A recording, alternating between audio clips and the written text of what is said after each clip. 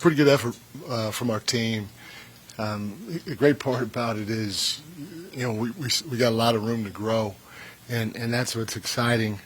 You got to give Cleveland credit.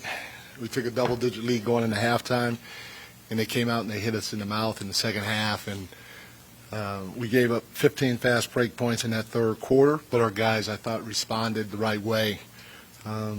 They did a better job as the game went along, especially in that fourth quarter. One of the things that we talked about was last year we thought, watching film from last year, Cleveland did a nice job of scoring in the paint. They averaged right around 58 points a game in the paint against us last year, and our guys did a great job. They shifted the right way. They got the shooters the right way, which resulted in Cleveland scoring 30 points in the paint tonight. And I thought that was huge for us. At the end of the day, we always talk about, hey, try to win the possession game, try to win the possession game, try to win the possession game. And for us, that's about free throw attempts plus offensive rebounds minus turnovers, and our guys did. They won the possession game against good teams. We have to do that because the ball's not going to always go in. We got to rely on our defense, and we got to win the possession game. I thought they did a great job with that tonight. We got a lot of great performances from a lot of different people. OG was a monster. 14 rebounds, 24 points on 9 of 17, but he was our defensive player of the game. I think he had 6 or 7 deflections. He guarded a lot of different people, so we saw a lot of different types of players tonight, and he did a heck of a job. But he had 6 or 7 deflections. Excuse me. I think he had 2. He came up with 2 50-50 balls, and so just a heck of a job, especially defensively and rebounding wise from OG. And same with Cat, 19 and 11. We needed every single one of those rebounds that those guys got. And then, you talk about a punch off the bench. We had a lot of good performances from guys off the bench, but obviously Deuce was good for us, not only defensively but offensively too. So, good first win, and knowing that we got a lot of room to grow. Coach, you played 11 guys deep tonight. What did you learn from some of the combinations? You had Tyler got some good minutes to start the second quarter. You had a stretch there where you had Clarkson. You had OG playing the big and a bunch of smalls around. So what did you see and learn from your combination? I said this before. I truly believe this team is a deep team, and you give Leon Rose and his group a lot of credit for it.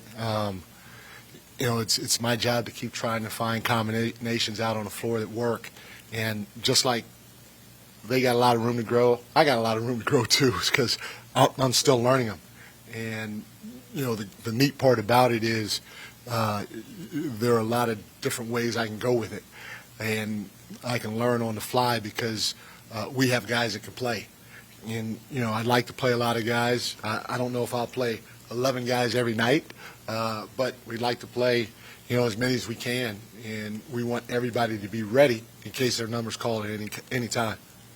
Mike, you talked a lot throughout the preseason about the process of generating your guys' looks, and yeah. It felt like tonight you guys generated a lot of good looks, just some of them didn't fall. Yeah. How encouraging was it, though, that even when shots weren't falling throughout the game, that your guys kind of stuck with it and didn't let it bleed into defense or any other aspects of it? It was huge because, when shots don't fall or you get a little stagnant, which is what happened to us at certain times, we kind of took our foot off the gas. We want to play fast all the time, just put pressure on them.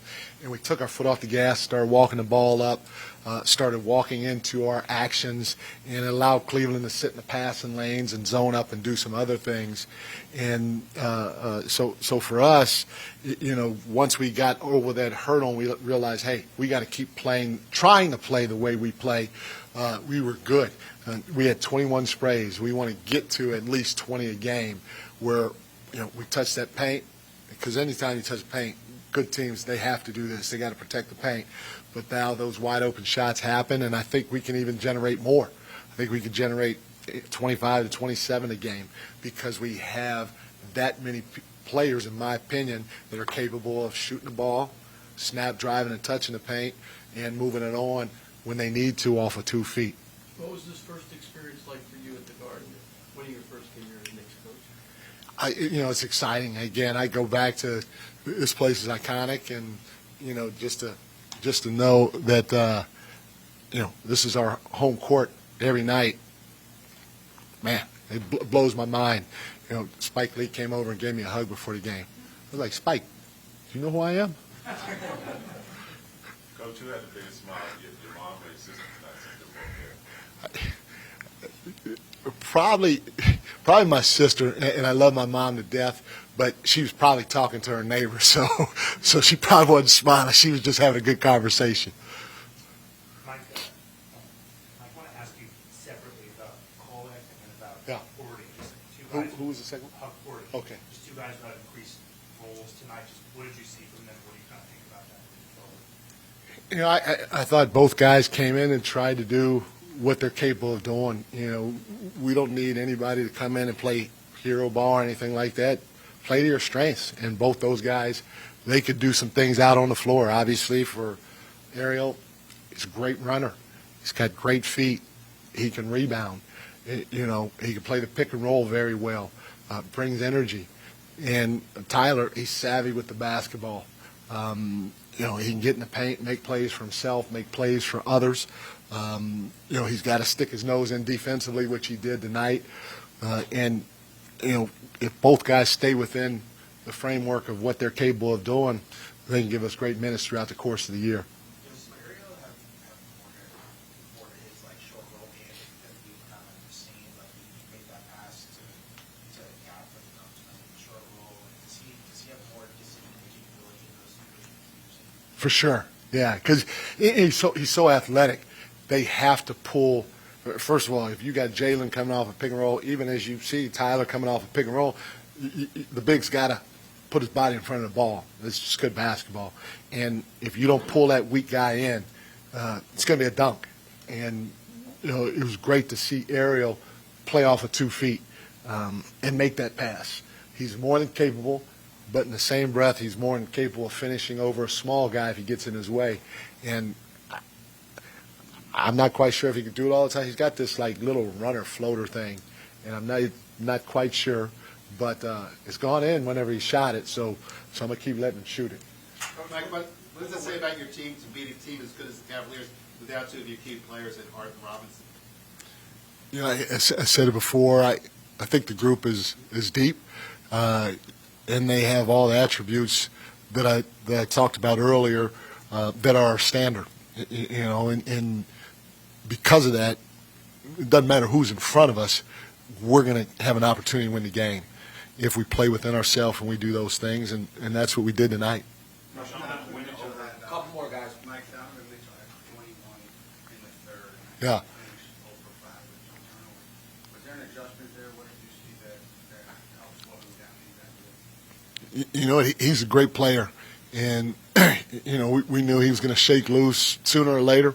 We didn't think it was going to be like that, but we just kept trying to throw a lot of different bodies at him, and there was really not many different adjustments that we made on him. We just kept playing our game and tried to throw different bodies at him so that he had to continue to work against a fresh body or a different type of player, and then not one person's going to stop him.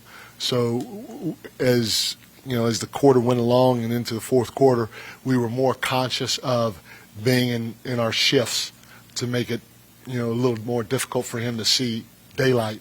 At the end of the day, he had 31, which again, he's a phenomenal player. He's a great player. But if he's going to get 31, you hope it's on 25, 26, 27 shots. And, that's what our guys tried to make him do. He missed some, but our team defense was pretty good as well. Mike, a lot has obviously been made about. I'm sorry, say. Yeah, a lot has been made obviously about the immense expectations for this team. I know it's only open tonight. Did you feel the weight of that, or the magnitude of that during the game on the sideline? The weight of what? Of what? the expectations for this team going into the season were pretty big. Did you feel that, the burden of that? No. I mean, because our expectations are extremely high, but we're not going to get ahead of ourselves. It's whether we won or lost. It's one game, and we feel like as the season goes along, we're going to get better. We won the game, and we had some good moments, but we don't feel like we're anywhere near what we're capable of, and that's what makes it exciting. So, everybody has expectations. I don't know if their expectations are any higher than everybody in that locker room, so we're good with that. We embrace that. Thank you, guys.